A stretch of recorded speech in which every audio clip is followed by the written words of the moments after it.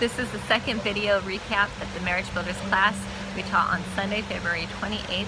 The resource for this message is a book called The Meaning of Marriage by Tim Keller. Last time we ended by saying that marriage is not so much about God making you happy as much as it is about God using it and your spouse to make you holy. Then we asked, what are the tools that God uses to pull this off? How do we help each other along the way and in this process? The answer is found in Ephesians 4:15.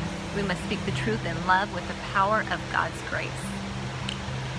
As a divine institution, marriage has several inherent powers that we must accept and use. It has the power of truth, the power of love, and the power of grace.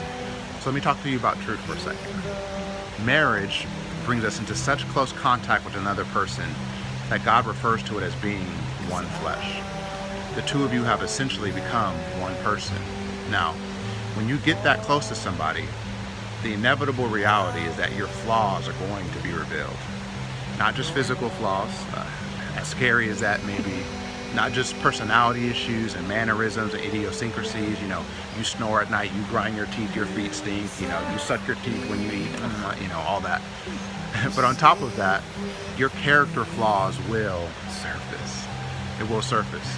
And these character flaws have caused some problems for your parents. They've caused some problems for your friends and for your coworkers. But that pales in comparison to the types of problems your character flaws will cause for your spouse and for your marriage. So here's the thing. No one is more inconvenienced by your flaws and hurt by your flaws than your spouse is. And therefore your spouse becomes much more aware of what's wrong with you than anyone else has ever been. Now, becoming painfully aware of your flaws is not a bad thing. I mean, how can you grow into the person that God has created you to be if you go through life assuming that you're already pretty close to perfect as is? Marriage, by its very nature, has the power of truth.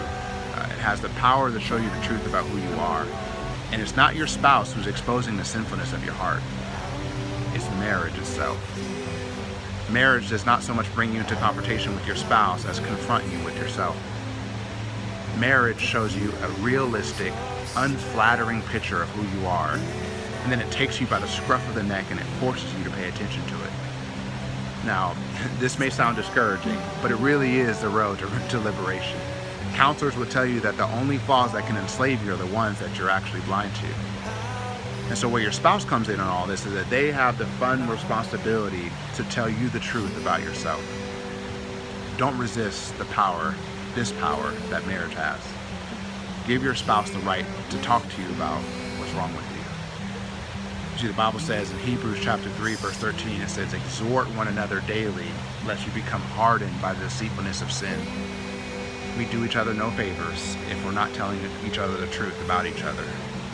But truth alone is dangerous. So stay tuned for the final recap so we can go over to other powers that God has given us so we can thrive in marriage. God bless you.